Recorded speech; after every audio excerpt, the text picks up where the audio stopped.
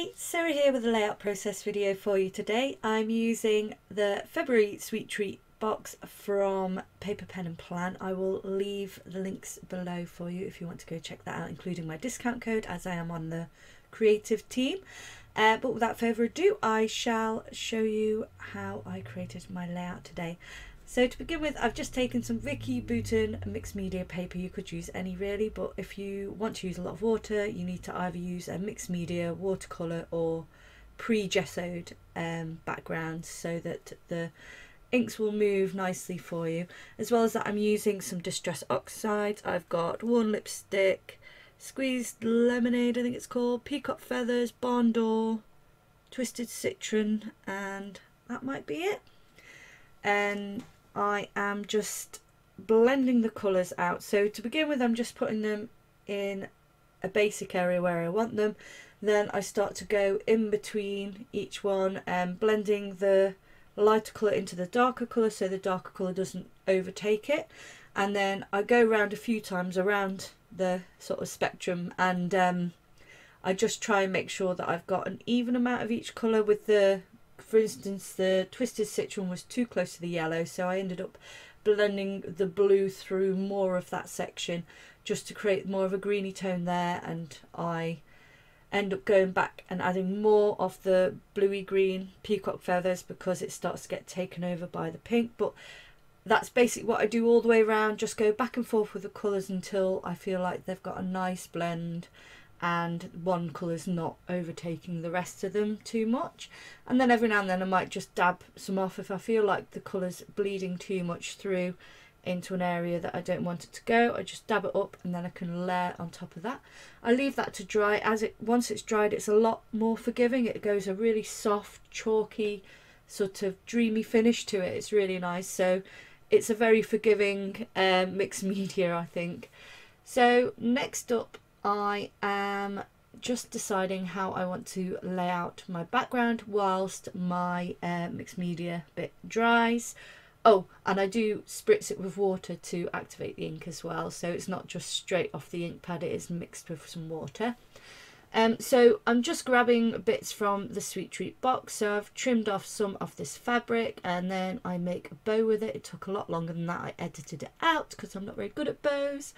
I've also got this nice frame which I'm not going to leave as is. I'm just waiting till the end to decide what colour will help it pop off the page most, as you'll see later on. I've also got one of the tags that also came in the box. I'm just adding a bit of baker's twine, which is yellow and white, to that, and then I'm just adding a few stickers here and there.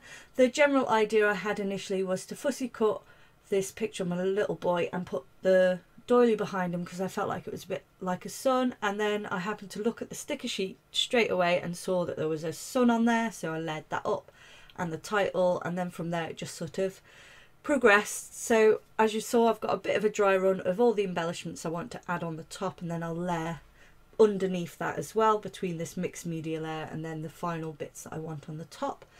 So now I'm going in with a second layer of the Distress Oxide. This time I'm using ink blending tools with the foam on them and just smushing it through the stencil. Again, it's a really forgiving thing to do this because it's only picking up the scripty bit from the stencil, so it doesn't matter how neat it is because it just adds a little interest. The only thing I do is make sure that I'm in the area that that the right colour is in, and then once I've blended one colour in, I go to the previous colour and blend them together each time. And not to waste any ink, I've spritzed that piece of paper with water. I'm taking my stencil, giving that a little spritz as well, and then I'm going to smush it down and potentially use it as a background, or I could rip it up and use it as collage elements, but I just give it a quick dry so that it doesn't become too muddy where there's quite a lot of water there, and it dries sort of more of a purpley muted tone, which is quite nice. So now I'm back onto my layout, so I'm just grabbing some water and a fan brush and just sprinkling it everywhere.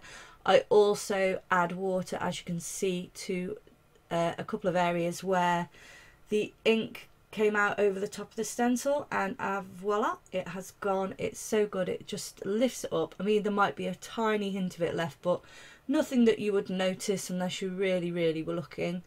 Now I'm just going to add some paper layers behind those embellishments that I'd already chosen, and I'm just going to ruffle up the edges with scissors. I do that with each piece, and then I take the pieces, decide what order I want them in, and then fan them out and just staple them together.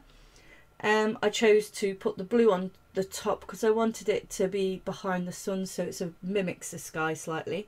So now I've got all those layers together, I kind of know what colour will pop off the page most for my frame, which was green. I felt like it would balance with the bow, so that's why I went with green for that frame, because it's sort of diagonally opposite to it. Now I've stapled my papers together, I'm just ruffling it up, and then I add foam behind, just with my tape gun, which unfortunately runs out, and then I forget to turn the camera back on, which is pretty annoying, but I don't do too much, and I do slow down the video now so that I can explain what I have done. All I've done is added tape behind the doily and the stripy paper behind my little boy's head, and then I've used wet glue to fix the frame behind there as well, and then I've added a couple of layers of foam behind that tag, and that is it. Everything else was already pieced together anyway. So now I'm going to carry on adding my embellishments now that I've realised the camera was switched off, and so I've just added some multi-mix medium behind the bow. And now I've added some score tape, which is basically just double-sided tape but really strong, behind the pom-pom trim, and then just stuck it underneath so it just peeks out underneath there.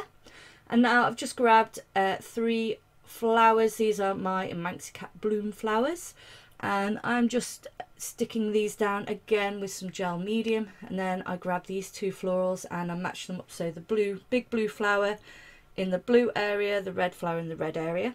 And then I balance that with a little sticker at the bottom, and just gluing down the flowers now with my gel medium. I also put a little heart sticker with the blue flower at the top, and then I just add a couple more onto the edge of that frame because I felt like there was quite a big gap in front of that tag. And then as a final touch, I'm just adding some of this platinum handmade watercolour by Little Rainbow Moon, which is lovely and shimmery but not very strong coloured, so it doesn't fight with the lovely rainbowy background.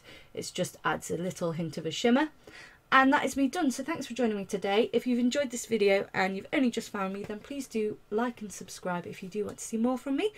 And of course, as I said, there will be links below for Claire's shop, which I am a creative team for. So do go check her out if you've enjoyed watching me play with these products today. Have a great evening, everyone. Bye.